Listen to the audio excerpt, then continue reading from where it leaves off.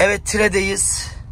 Uzun zamandır hayalini kurduğum, heyecanlandığım ve gitmek istediğim yere artık gidiyoruz. Geçen sene bu vakitler yine bir niyetlenmiştik ama olmamıştı. Burası eski Tire'nin birazcık uzağında, yeni Tire'nin bile uzağında. Bakın şu binalar falan hepsi daha yeni gıcır gıcır yapılmış. Burası 2. Bayezid döneminde yapılmış dev bir külliye. Tireliler Molla Arap diye biliyorlar. Alaaddin Arabi Efendi'nin külliyesi. Muhteşem bir eser. 2. Bayezid döneminin Şeyhülislam'ıydı. İmam Rufai Hazretleri'nin soyundan gelen çok kıymetli, çok büyük bir alim. Fatih'in hocası Molla Gürani'nin hem talebesi hem de çok samimi dostuydu. Bu devasa külliye bugün yıkılmak üzere. Bak tam karşımızda da. Evet bak tam orası. Evet gördük bakın. Ama oradan nasıl yürüyeceğiz işte? Nereye? Otobüs girebiliyormuş. O zaman Şimdi biz bulmaya çalışıyoruz. Koca otobüsle beraber orayı bulmaya çalışıyoruz. Minaresini gördük. Ben Tire'ye çok geldim. Konferansa, programa. Bir gelişimde bana uzaktan göstermişlerdi bu eseri. Evet şurada.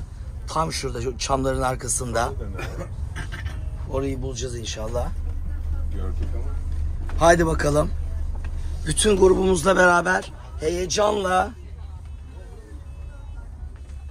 Fen Lisesi de burası. Orayı var. Evet, Fen Lisesi'nin karşısı demişlerdi. Fen Lisesi'ni de bulduk.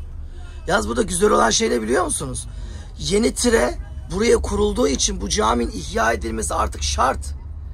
Çünkü hani deseler ya Tayyip Bey dağın başı bir külliye burası. Dağın başı biz burayı yeniden ihya etsek kim gelecek? Artık yetkililerin böyle bir şey demeye hakkı da yok. Fen Liseliler bile gelir. Evet, Fen Lisesi'nin öğrencileri gelse yeter ya. Bakın mükemmel bir eser. 15. yüzyıl sonu. Müthiş bir eser. Yani Alaaddin Arabi Efendi'nin vefat tarihi 1496. İdris Tepesi'nde kabri var, türbesi var. Of be, ben de hayatımda ilk kez bu külliyeye bu kadar yakından bakıyorum. Oraya girmene gerek yok. Çok güzel. Burada kalalım kaptan. Grupla beraber biz iniyoruz.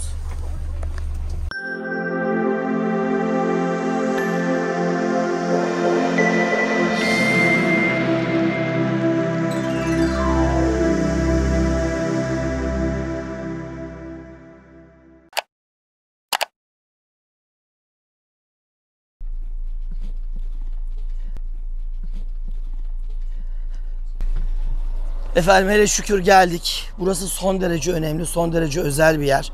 Ben bugüne kadar Tire'ye çok geldim. Ama ilk kez buraya geliyorum. Grubuma da rica ettim. Dedim böyle bir ilki beraber paylaşalım. Bu heyecanı beraber yaşayalım. Sağ olsunlar. Kırmadılar. Turumuzda olmayan bir güzergah. Bakın Tire'ye kıyamet kadar grup insan geliyor. Bu gruplardan bir tanesi Tire'de bu Molla Arap, Alaaddin Arabi Efendi Külliyesi'ne gelmiyor. Gelemez zaten. Bakın her yer ot, çöp, tarla. İnekler orada otluyor. Bakın traktörler. Burada gördüğünüz gibi çöpler. İşin güzel yanı şu. Burası artık yeni trenin kurulduğu yer. Yeniden burası yerleşime açıldı. Ve bu muhteşem külliye yeniden ayağa kaldırılmalı. Hadi oraya doğru gidelim.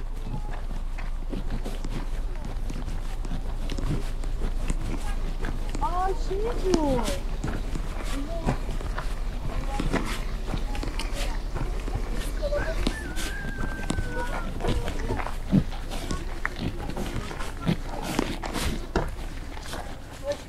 Hoş bulduk abla. Nasılsınız? İyisiniz? İyi sağ olun. Selamünaleyküm. Buradan geçin gari bak. Buradan girebiliyor muyuz içeri? Buradan gerili. Abi isim nedir? Sedat Sarıca. Kaç yıldır burada yaşıyorsunuz? Ben ufaktan beri Çocukluğunuzdan kaç Evet. yaşındasınız? 75. 75. Şöyle alayım bak Serhat abi size. Birkaç şey soracağım. Serhat abi 75 yaşında. Daha ilk kez karşılaşıyorum. Süt dağıtmaktan geliyorsunuz galiba. Evet, kooperatife Allah bereketli eylesin. Abi bu cami sizin çocukluğunuzdan beri hiç kullanılmadı mı? kullanılmadı. Hep böyle. Hep çocuklar çıkıyor üstüne. Yani 75 yaşındasınız. Kendinizi bildiniz bileli bu cami hep böyle mi? Böyle.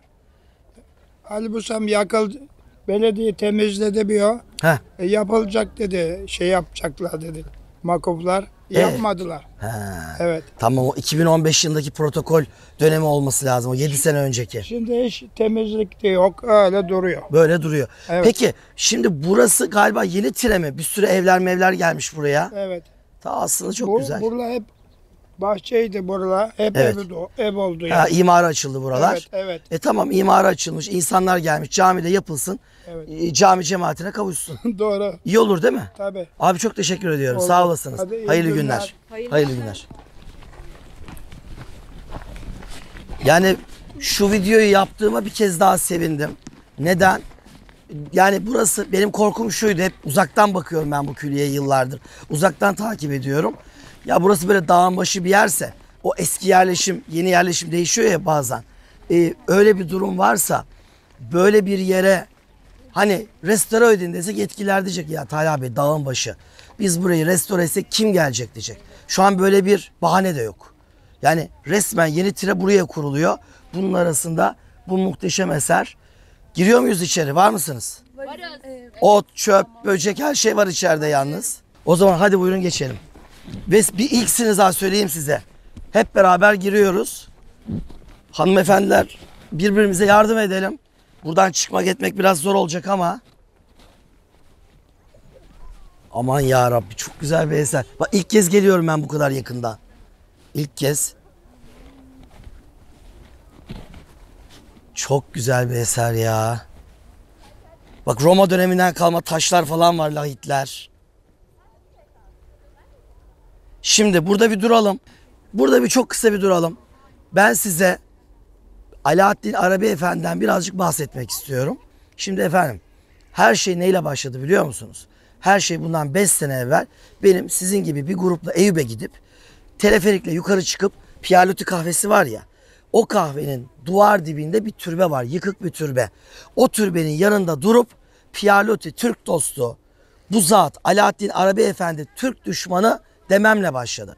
Bir video çektim. Videoda grubuma Alaaddin Arabi Efendi'yi anlattım. Alaaddin Arabi Efendi Sultan II. Bayezid'in Şeyhülislam'ı. Fatih Sultan Mehmet'in hocalarından Molla Gürani'nin talebesi ve dostu. Çok büyük bir alim. Bunu anlatacağım size uzun uzun hikayesini. Fakat acı olan şey şuydu. Mesela İdris Tepesi diyoruz o tepeye. O tepede on binlerce Müslümanın kabri var. O bölgede Eyüp'te 23 tane Şeyhülislam'ın kabri var. O tepeye ilk defnedilen kişi Alaaddin Arabi Efendi. Yani şu gördüğünüz külliyeyi cebinin parasıyla yaptıran adamdan bahsediyoruz. Ya bu kadar özel birisi bu. Acı olan şey şu. Tepenin adı İdris Tepesi. Yavuz Sultan Selim'in o meşhur danışmanı, büyük alim İdris-i Bitlisi. O tepede evi var. O tepede camisi var. Karısıyla beraber mezarı var. Ve Osmanlı o tepeye asırlarca İdris Tepesi demiş. Sonradan bizimkiler Piyaloti o kahvenin orayı pek seviyormuş. Gidiyormuş oradan manzara seyrediyormuş. Bir de çok özür dilerim. Evli bir kadınla flörtü varmış. Orada buluşuyormuş gizli gizli. Oradaki otelin adı, romanını yazdı biliyorsunuz. Ziyade romanını da yaptı. Oraya gidiyor, orada buluşuyor diyor. Ya bunlar bizi ilgilendirmiyor. Burada mevzu şu. Bu adam Fransız Osmanlı dostluğu ve ittifakı neticesi İstanbul'a gelmiş. İstanbul'u çok sevmiş, beğenmiş. Ondan sonra İstanbul'da bir kadına gönül vermiş. Oralarda buluşmuş etmişler. Bu bizi ilgilendirmiyor. İstanbul tabii sevecek. İstanbul'u bir Fransız sevdi diye. Ya bu nedir ya, bizim merakımız, mutlu olmamız. Adamlar bizi seviyor, adamlar bizi seviyor. Sevilecek bir şehir İstanbul. Biz sevilecek bir toplumuz. Sevilecek bir medeniyetimiz var. Mevzu şu. O adam orada kahvenin orada oturdu, birkaç kişiyle buluştu diye. Ay ben sizi pek sevdim diye. Tepeye Piyaloti Tepesi de. Kahveye Piyaloti kahvesi de. O yola Piyaloti yolu de. Bu ayıptır. Bu olmaz. Ben bunu o videoda söyledim. En sonunda şunu söyledim. Bakın Piyaloti'yi seviyoruz Türk dostu diye. Bu adam Alaaddin Arabi Efendi. Bu adam 2. Bayezid'in Şeyhülislam'ı. Bu adam çok büyük bir alim. Bu adam Türk düşmanı mı ki kahvenin bütün pislikleri, damacanaları, her türlü şişesi, ıvırı zıvırı türbenin içinde duruyor dedi. Videosunu yaptım. Videoyu yapınca patladı tabii bu olay. Sadece o gün 7 tane televizyona röportaj verdim. Bir hafta 15 gün sürdü. Meğer Türkiye'de bir Piyaloti muhipleri varmış. Bir saldırdılar. Öyle böyle değil. Ya ben bir şey demedim ki. Ama bunlar saldırınca ben de gardımı almak zorunda kaldım. Piyaloti 1. Dünya Savaşı'nda Fransızlar Osmanlı'ya düşman olup savaşınca o zaman Piyaloti de Türk düşmanı oldu. Gazeteler var. Amerikan gazeteleri, Washington Post, şu bu. Türk dostuydu, Türk düşmanı oldu. Ben de bunları anlattım. Daha çok saldırdılar. Onların hakkından kim gelir? Talha Uğurlel değil tabii ki. Halil İnalcık gelir. Halil İnalcık'ın Piyaloto hakkında yazdıklarını döktüm ortaya. Halil İnalcık Piyaloto hakkında bir ağır konuşuyor, aklınız durur. Çapkın bir herifti ya diyor. Yukarılarda iş çeviriyordu diyor. Yani yazıyor bunları. Onları yazdım. Hala saldırınca hiç yapmayacağım şeyi yaptım. Cinsiyet görüşü bizi hiç ilgilendirmiyor. Herkes özgürdür, istediğini yapsın ama adam çırılçıplak fotoğrafı var. Beline bir urgan bağlamış, bir püskül var. Püskülü sarkıtmış. Altına da el yazısıyla püskülüm ne kadar güzel yazmış. Bizi ilgilendirmiyor. İlgilendiren şu. Eyüp Sultan Mezarlığı'ndan bahsediyoruz ya. Yüzlerce yatırın, velinin bulunduğu bir mezarlıktan bahsediyoruz. Tamamen Müslümanlara ve İslam'la özgü bir tepeye, bir mezarla böyle bir adamın adı verilemez. Bak ben gene iyi düşünüyorum. Kahveye vereceksiniz verin adını. Piyalotu kalsın. Çeşitlilik iyidir, güzeldir. Ama o mezarlık, o yol olmaz. O günkü Eyüp Belediye Başkanı bir video çekti. Dedi ki biz vermedik ki adını biz değiştirelim dedi. Ya kardeşim her şey hazır, değiştir artık. Ne oldu? Güme gitti, hepsi bitti. Ayıp oldu. O günlerde Türkiye'de bir sürü STK oralarda toplantılar yaptılar. Ya değiştirelim buranın adını. İdris Tepesi olsun, gerçek adı olsun dendi. Hala öyle duruyor. Yani bunu niye anlattım? 5 sene evvel böyle bir tartışma nasıl patladı? Tartışmayı patlatan ben değilim. O. Yani bu külliyeyi ortaya koyan Alaaddin Arabi Efendi. Onunla oldu bu hadise. Bu zat çok büyük bir zat. Alim bir zat. Cebindeki parayla Tire'de bu külliyeyi yaptıran bir zat. Bu zatla alakalı konuşulacak şey çok. Hadi hem gezelim hem konuşalım. Ya neler yapılabilir ki yapılsın. Ya benim elimden gelen bu. Of ya çok güzelmiş burası. Şimdi bakın. Şurası cami kısmı. Yalnız caminin de bir kapısıyla bir minare kalmış ya. Olduğu gibi gitmiş. Şu gördüğünüz kısım medrese odaları. Şöyle gezelim. Bak orada bir parça. Medresenin şu ön kısmı revakları farkındaysanız. Aslında çok güzel bir külliyeymiş. Yani nasıl bir cami? Ben size hemen bunu bir hayal kurdurayım mı size? Bakın cami bu. Caminin kenarı. Şu an biz caminin iç avlusundayız. Hangi cami? Eyüp Sultan Camii gibi düşünün. Ama Eyüp Sultan Camii etrafında revaklar var. Revakların içinde oda var mı? Yok. Ama burada cami var. Cami ana dershane binası aslında. Caminin burası iç avlusu. Muhtemelen şu ortalarda bir yerde bunun şadırvanı da varmıştır. Ben size söyleyeyim. Şadır, kastak çıkar. Şadırvanı. Çift taraflı avluyu çeviren öğrenci odaları var. Ve tabii bu odalar revaklı böyle geliyordu. Şuradan şöyle dönüyordu. Buradan gidiyordu. Rekonstrüksiyon yapılacak ya. Yani olmayan ayağa kaldırılacak. Röleveleri falan hazırdır bunun muhtemelen. Bakın 2022 yılındayız şu an. Bitirmek üzereyiz 2022'yi. Tam 7 sene evvel. 2015 yılında Vakıflar Bölge Müdürlüğü ile İzmir Vakıflar Bölge Müdürlüğü ile Tire Belediyesi bir protokol imzaladı. Camiyi ayağa kaldırmak için. Ama 7 yıl geçti, hiçbir şey yapılmadı. Biz artık yapılsın diyoruz. Onun için bakın ilk kez kalktık buralara geldik. Lütfen, çok kıymetli bir eser. Öyle böyle değil. Bu zat çok kıymetli bir adam. Of ya, medrese çok güzel. Biraz Alaaddin Arabi Efendi'den bahsediyor. Arabi deyince Arap mıydı bu adam? Hayır, bu adam Türk asıllıydı. Aslında nihayetinde Seyit'ti. Efendimiz Aleyhisselatü Vesselam'ın soyuna gidiyordu. İmam Rufai Hazretleri'nin soyuna dayanan bir geçmişi var. Halep'te doğmuş. Halep biliyorsunuz bir Selçuklu toprağı o zamanlar. Halep'te doğmuş. İlk eğitimini Halep'te almış. Babası, dedesi çok alim insanlar bunlar. Ve gençlik yıllarında Halep'ten kalkmış, Osmanlı coğrafyasına gelmiş. Geldiği yıllar 2. Murat'ın saltanatının sonları, Fatih'in saltanatının ilk yılları. O zaman başkent neresi? Daha İstanbul fethedilmemiş. Edirne. Kalkıyor Edirne'ye geliyor. Edirne'ye geldiğinde Molla Gürani ile yakınlık kuruyor. Molla Gürani'den ders alıyor. Molla Gürani kim? Fatih'in hocası. Fatih de o günlerde Edirne'de Molla Gürani'den eğitim aldı biliyorsunuz. Yıllarca. Molla Gürani, Molla Hüsrev, Akşemseddin Hazretleri arkasında yetişiyor. Hatta talebe hoca ilişkisi dışında dost oluyorlar Molla Gürani Hazretleri ile. Arkasından Manisa'ya geliyor.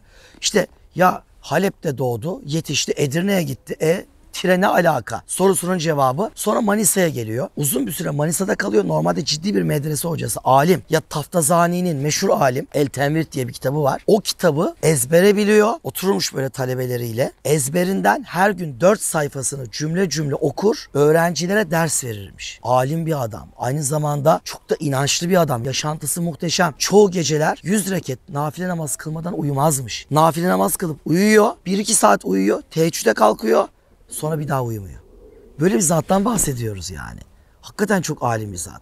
Türkiye'de farklı kesimlerden nice alim insanın onu sitayişle anlattığını biliyorum ben yani. Kaç kişiden dinledim, böyle isim saymayayım burada. Ve böyle bir zat.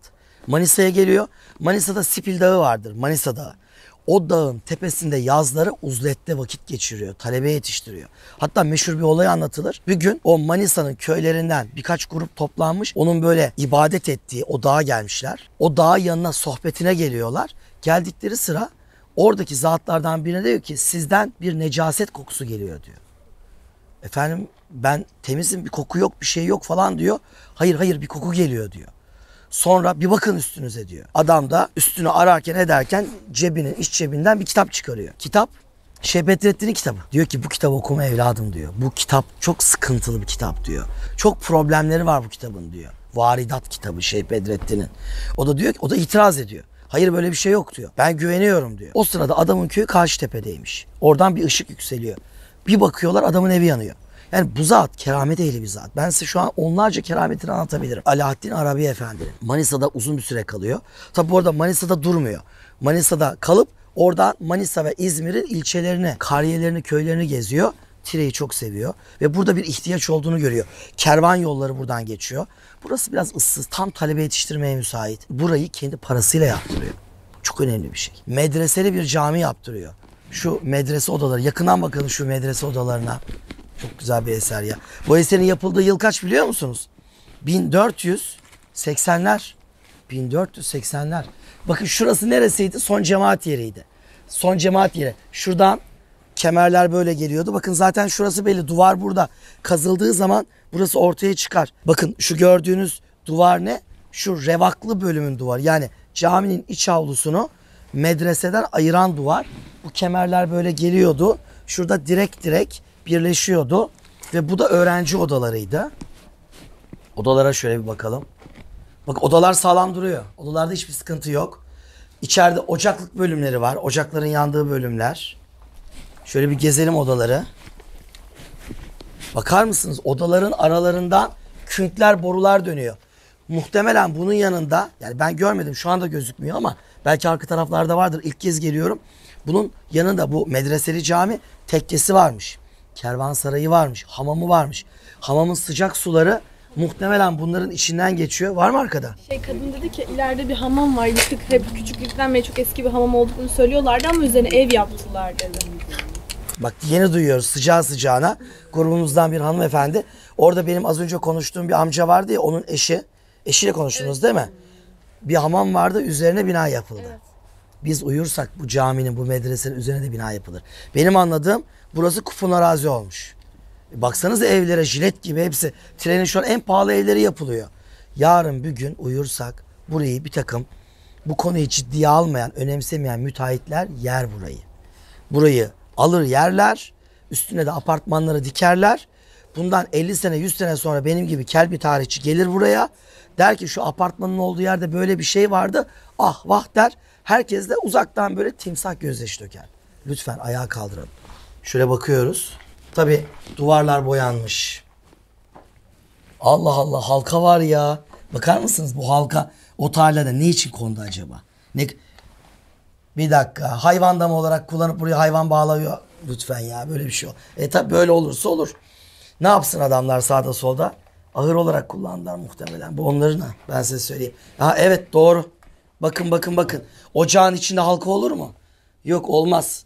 Bayağı bir güzel çakmışlar. Evet, buraları hayvan damı olarak kullanmışlar. Başımıza taş yağmıyorsa şükretmek lazım. Görüyor musunuz? Yani bu yerlerdeki o cips şeyleri, Coca-Cola şişeleri, şu duvardaki yazıları görüyorsunuz. Gençler buraları doldurmuş. Yan tarafa bakalım. Yalnız ben size bir sanat tarihçi olarak söyleyeyim. O kadar kıymetli, o kadar özel bir eser ki bu. Yani yapılış tarihi ne dedim? 1480, 15. yüzyıl ya. 15. yüzyıl klasik Osmanlı mimarisi. Camla kaplayıp korumak lazım. Buralar gördüğünüz gibi onun bunun yatağına dönüşmüş. Ateşler yakılmış. Leş gibi. Arka taraf nereye gidiyor? Arka tarafta sürü köpekler var. Buraya yalnız gelmek de çok zor.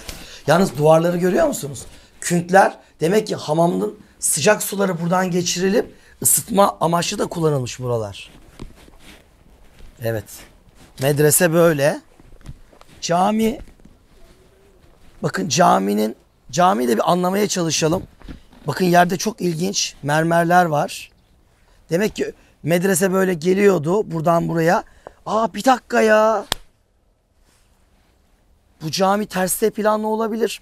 Bakın caminin yanında yan bir birim var, görüyor musunuz? Bak duvar buradan böyle geliyor. Buradan bu şekilde geliyor. Buraya doğru yan kanatları var. Öne doğru da gidiyor. Ters T planlı bu camiye benziyor bu. Osmanlı erken dönemde taphaneli camiler vardı. Burada hocalar kalıyordu. Hocalar bu yan kanatlarda kalıyor. Öğrenciler burada. Hoca ile öğrenci dersleri işlemek için nerede buluşuyor? Caminin içine buluşuyor. Cami bu mahallede oturan 80'ini geçmiş 2 tane dede için mi var? Tabii ki değil. Allah Allah. Çok. Eşiktaşı orası. Kapıdan girdik bu arada. Evet burası belli. Bakın sütun kaideleri. Böyle gidiyor. Bak bu oraları bir ara koruma altına almış yetkililer. Üzerlerine keçeler falan örtülmüş. Ama sonra tabii bırakılmış gitmiş. O vaziyette. Ben şu an plan şemasını anlamaya çalışıyorum. İlla ki bunun rölevesi çizilmiştir. Ben size söyleyeyim. Bakın caminin içi burası. Caminin içi burası. Şurası mihrap. Bakın mihrabın yeri belli. Evet. Bu cami yan kanatlı bir cami. Öne doğru çıkması var mı? Valla şurada bir yığma duvar var ama o camiyle alakalı olmayabilir. Arkada yıkıntılar var. Zor değil, bu cami ayağa kalkar. Bakın burası duruyor. Hemen şu kısım örülecek. Örüldükten sonra minare ayakta. Minarenin kapısına bakın. Şu tuğla işlemeye bakın ya. Nasıl güzel ya Rabbi. Caminin içinde künklere bakın. Demek ki hamamdan ciddi ısıtılıyormuş bu cami. Hepsi belli. Bayıldım bayıldım. İyi ki geldik. Çok güzel bir eser. Bakın şu an tam mihrabın içinde duruyorum. İnşallah en yakın zamanda burası restore edilir. Biz de buraya geliriz. Deriz ki biz onun eski hallerini gördük. Biliyoruz. Öyleydi. Sağ olsun yetkililerimizi ayağa kaldırdılar deriz. Tuğla kemerler. 15. yüzyıl ya. Şu cami yapıldığında 2. Bayezid hayatta. Peki sonra ne oldu? Sonra ne oldu? Bu zat bu Manisa'da kaldığı yıllardan sonra İstanbul'a geçti. Osmanlı'nın başkenti. 2. Bayezid dönemiydi. 2. Bayezid onu Şeyhülislam ilan etti. Şeyhülislam. Hatta bakın şu medrese var ya, o kadar önemli bir medreseymiş ki tarihte. Kanuni Sultan Süleyman döneminde Şeyhülislamlık yapan Tireli Mehmet Efendi vardır, meşhur Tireli. Burada yetişmiş. Bak burada yetişiyor. Kanuniye Şeyhülislam oluyor. Kanuni Şeyhülislam deyince bizim aklımıza kim gelir? Meşhur biri var. Ebu Suud Efendi gelir. Düşünün, Ebu Suud Efendi gelir. Tireli Mehmet Efendi, Tireli bir çocuk burada yetişmiş. Kanuni Şeyhülislam olmuş. Bakın kıymetli Tireliler, bu külliye sizin namusunuz. Sizin dedelerinin dedeleri çocukken burada eğitim gördü. İstanbul'a Şeyhülislam yetişti. Kimse ilgilenmezse sizin yetkililerin peşine düşüp bunu ayağa kaldırmanız lazım. Lütfen şu etraftaki betonlaşmaya bu külliyeyi kurban etmeyelim. Ve sonra Alaaddin Arabi Efendi 1 yıllık 2. Bayezid dönemi Şeyhülislamlığının sonunda hem de Şeyhülislamken öldü. Tabi bunun üzerine cenazesi Eyüp'te İdris Tepesi sırtlarına götürüldü ve oraya ilk defnedilen, tepeye ilk defnedilen Şeyhülislam Alaaddin Arabi Efendi oldu. İnternete girin, Eyüp gravür yazın. Önünüze gelen bütün gravürlerde o hani böyle tepeden muhteşem Haliç manzarasını gösteren bütün gravürlerde yarısı yıkık bir türbe görürsünüz. O türbe Alaaddin Arabi Efendi'nin. Aslında türbenin röleveleri çizildi. O türbeyi de ayağa kaldırmamız lazım. Hadi kıymetli yetkililer, bize bir güzellik yapın. Eyüp'teki o türbeyi de ayağa kaldırın. Bu külliyeyi de ayağa kaldırın. Bizler de ömür boyu sizi hayırla, rahmetle analım. Allah razı olsun. Şu insanlar sesimizi duydu diyelim lütfen. 5 sene evvel bu Piyaloti patırtısı çıktığında, o zaman 5 sene evvel İstanbul Büyükşehir Belediyesi, işte kaç yıl oluyor? 2022'deyiz. 2017. Kültür Müdürlüğü devreye girdi. Türbeye bir merdiven yaptılar. Beni davet etti. İstanbul Büyükşehir Kültür Müdürlüğü. Talha Bey dediler, bu yaptığınız yayınlardan dolayı teşekkür ederiz. Biz dediler bu merdiveni yaptık. Türbeyi de yapacağız dediler ama şu an kaldı. Hatta o günkü Eyüp kaymakamı evime geldi. Teşekküre, biz memuruz dedi. Biz bunları konuşamıyoruz dedi. Ama siz özerksiniz. Siz konuşabilirsiniz. Ve bu konuşmanız çok işe yaradı dedi. Evime gelip teşekkür etti Eyüp kaymakamı. Düşünün. Yani onun için lütfen bunları ayağa kaldıralım. Çok güzel olur. Ben hayran oldum. Medreseleriyle cami ayağa kalkmalı. Hamam bilmiyorum. Apartmanın altındaysa ona yapacak bir şey zor ama bu etrafta başka külliye unsurları varsa ayağa kaldırılmalı. Trenin yeni bir ziyaret güzergahı olarak zaten bir sürü bina yapılmış. Yeni yerleşim. Bu insanlar buraya uğramalı. Hemen yanımızda koskoca Fen Lisesi var. O okulun çocukları bu tarihin içinde yetişmeli. Bu anlattıklarımın detayını göstermem lazım.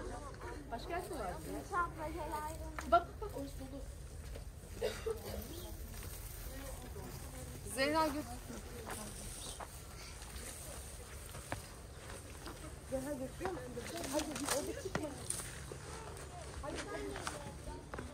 Allah'ım bu da mı burada?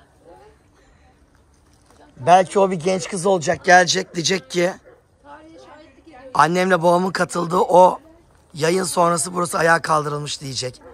Belki bu Fen Lisesi'nde öğretmen olacak, buraya tayin olacak.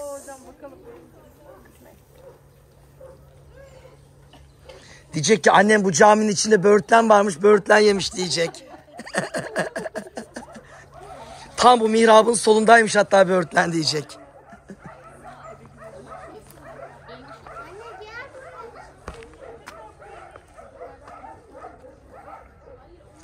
Burada duralım biraz.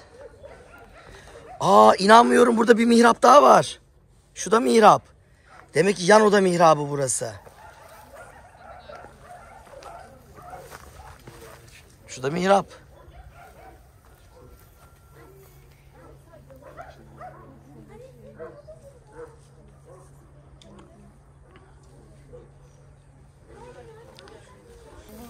Bu arada caminin avlusunda bakın bu harabelerin içerisinde Romalılardan kalma son derece kıymetli özel taşlar var. Ya akıl alır gibi değil. Bunların müzeye kaldırılması lazım. Bakın çok kıymetli taşlar. Bunların müzelerde falan korunması lazım. Bunu acilen müzeye götürün. Bakın video yeni yayınlandı. Yetkililer hemen gelsin. 2 saat içinde gelmezseniz taş gider, Allah korusun yani. Allah'ım ya bu nasıl bir şey? Bunlar. Bir dakika ya. Bu işlemeler. Bunlar. Bir dakika, bunlar camiye ait. Bunlar erken 15. yüzyıl Osmanlı. Bunların ne işi var burada? Aman Allah'ım, bakar mısınız ayağımızın dibinde. Çarkıfeleğin bu kadar mı güzeli yapılır? Ayakları altında bunların hepsi. Bu bir kaplamaya benziyor. Bir mermer kaplama gibi duruyor ama ya bu kadar mı ucuz bizde tarihi ya? Ya bir Allah'ın kulu şunlara sahip çıkmaz mı? Kaldırmaz mı?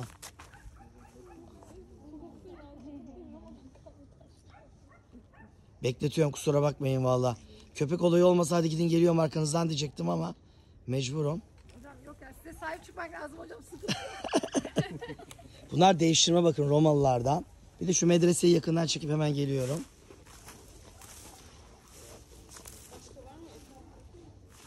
Medresenin detayını almadım çünkü.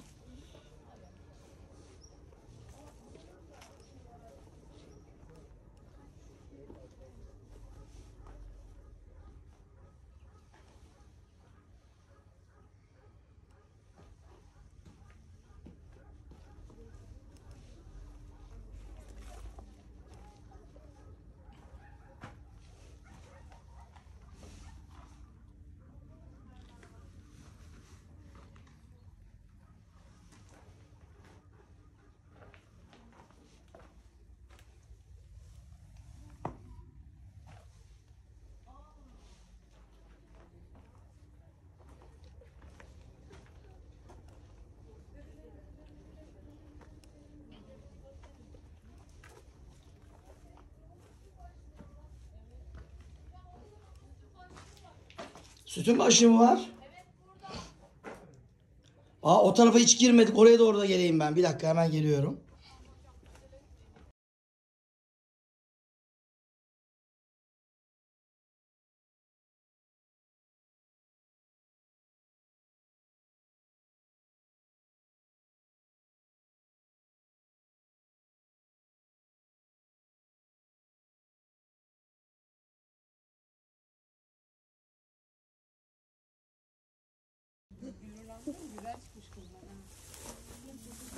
Of hakikaten bu nedir ya? Değil mi? Evet, evet. Bakar mısınız?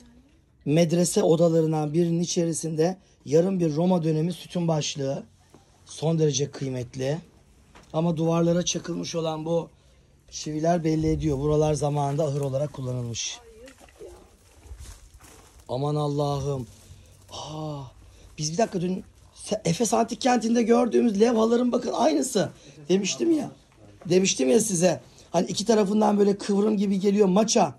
Maçanın kalbi var demiştim üzerinde. Aynısı bakın. Efes Antik Kenti'ndeki o taşı mesela dokunabiliyor muyuz? Dokunamıyoruz. O kadar güzel korunuyor. Burada yerlerde. Burada medresede yerde duruyor. Allah Allah, akıl alır gibi değil ya.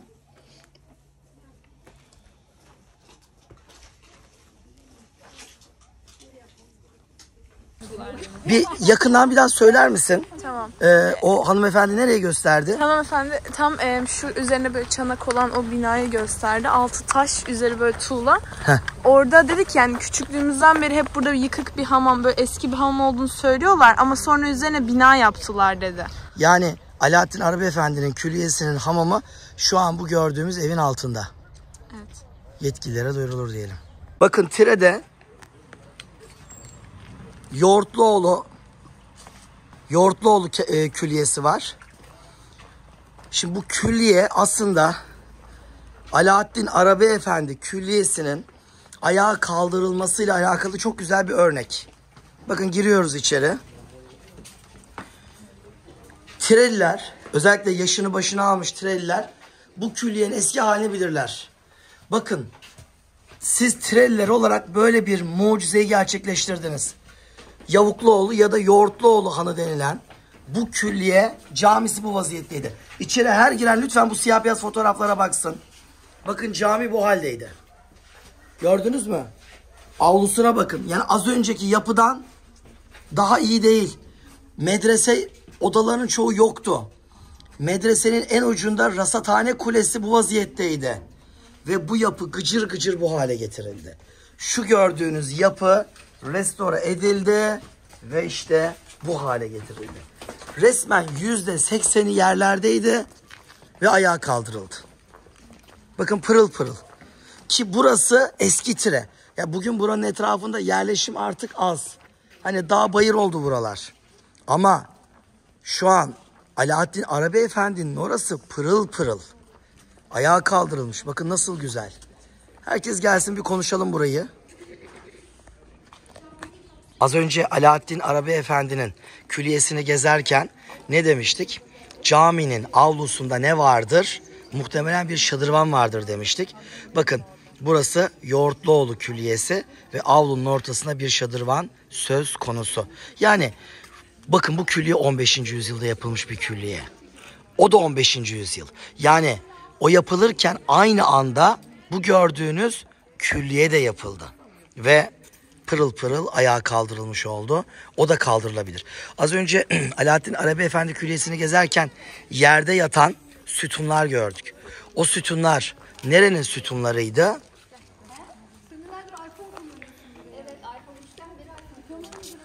Bakın o sütunlar işte son cemaat yeri sütunlarıydı. Yani orada yerde yatarken tabii bir anlam veremiyorsunuz. Ama burada tamamlanmış bir halini görünce birebir aynısının bir anlam veriyoruz. İşte o sütunlardı. Orada medrese odalarının içinde kalmış sütun başlıkları vardı. Onlar nerede kullanılmıştı o camide? Bakın işte aynen böyle. Son cemaat yerinin o anıtsal dev sütunlarının başlıkları. Bunlar da devşirme. Roma antik kentlerinden getirilmiş ve burada kendine yer bulmuş. Şimdi az önce biz sizinle beraber Alaaddin Arabi Efendi'nin külliyesine gittik. O külliye tabii %80 yerlerdeydi. Orada ben size camili bir medrese nasıl olur onu anlatmaya çalıştım hatırlarsanız. İşte şu an işimiz çok kolay. O az önceki medresenin şu an birebir aynısının içindeyiz. Birebir aynısı. Şimdi bakın burada medreseye ait odalar görüyoruz. Öğrenciler burada yatılı kalıyorlardı. 2'li, 3'lü, 4'lü, 5'li. Caminin yanında kanatlar var dedim. Yan kanatlar. O yan kanatlarda hocalar yatılı kalıyor dedim. Peki öğrenciyle hoca buluşup dersi nerede işliyor? Çünkü normalde camisiz bir medresede ne olur? Avluyu böyle 3 taraftan çeviren medrese odaları olur. Bir de başında bir ana dershane binası olur. Neresi gibi? Edirne'deki Bayezid Külliyesi'nin Şifahane Medresesi gibi. Neresi gibi? İstanbul Eyüp Sultan'da Sokulu Medresesi gibi. Yani binlerce örnek var. Ama ana dershane binası yapılmayan bir medresede, camili bir medrese ise bu. Bakın hemen şöyle görelim. Buraya bir cami yapılır ve hocalarla öğrenciler branş branş gün içinde belli saatlerde caminin içine buluşur. Dersleri bu şekilde işlerler. Bu külliye yakın zamana kadar Alaaddin Arabi Efendi Külliyesi'nin aynısıydı. Fotoğrafları gördünüz. Yani yıkılmak üzereydi. Şu medrese odalarının çoğu yoktu bile. Yerlerdeydi. Rekonstrüksiyon yapıldı, ayağa kaldırıldı. Bakın pırıl pırıl. Ha bu külliyenin de bir problemi var. Onu da söyleyeyim. Şöyle beni takip edin. Problemi söylüyorum. Problem şu. Bir eseri restore ettiğiniz zaman içine insan sokmak zorundasınız. İçine Kur'an kursu yap, kültür merkezi yap, kütüphane yap. Ne bileyim burada oturan kadınların bir el işi merkezi kursu yap bir şeyler. Ama içine insan sok. Bir eserin içinde insan nefes almazsa o eser yıkılır. Bunu restore ettiler. Ben şahitim. O yıllarda ben Tire'ye çok geldim konferansa. Gıcır gıcır restore edildi. Sonra kapı kilitlendi gitti. Oldu mu olmadı. Bu yapının talihsizliği, bugün burası eski Tire. Artık varoşlaştı. Etrafı bomboş. Halbuki Alaaddin Arabi Efendi'nin olduğu yer yeni Tire olmuş. Etraf yeni binalarla ve yerleşimlerle dolu. Yani onun önü açık. Bunun önü daha kapalı duruyor. Onun da ayağa kaldırılması gerekiyor. Evet, İstanbul Alaaddin Arabi Türbesi'nden Tire'ye böyle bir güzelliği hep beraber görmüş. Yeniden hatırlamış olduk. Duyarlı davranacakları şimdiden teşekkür ediyor. Tire'den selamlarımızı gönderiyoruz.